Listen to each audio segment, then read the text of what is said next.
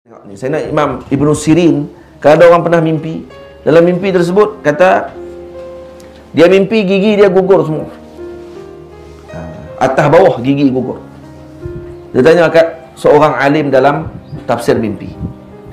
Alim ni bagi tahu kata, habislah keluarga kamu, mati semua. Dia kata, mati semua keluarga kamu. Balik sedih lah kawan ni.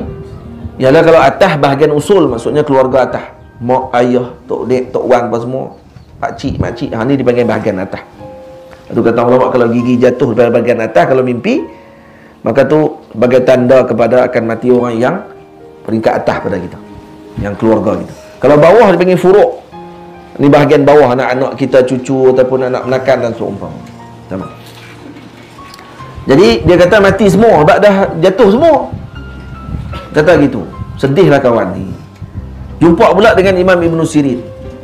Jumpa Sayyidina Ibnu Sirin, Muhammad bin Sirin ni wali Allah Ta'ala, mujtahid mutlak. Mujtahid mutlak. Dan beliau menantu pada Sayyidina Abi Hurairah. Menantu pada Sayyidina Abi Hurairah, sahabat Nabi. Sayyidina Ibnu Sirin bila ditanya, apa dia makna mimpi saya tu? Apa kata Ibnu Sirin? Abshir, berita gembira kepada kamu. Apa dia maknanya? Kamu umur panjang. Weh, dia seronok umur panjang. Makna dia apa dia? Adik-adik mati habis semua, dia banyak. Tapi tak sebutlah tu. Sebut tu umur panjang dia, kamu umur panjang. Dia dengar tang dia umur panjang, seronok dia. Padahal yang Sidi Ibnu Sirin nak masukkan sama macam hak yang alim tadi bagi tahu. Sebiji sama aja makna.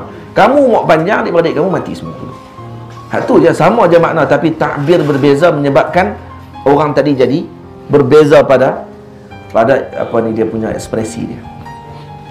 Cara dia nak tunjukkan kegembiraan.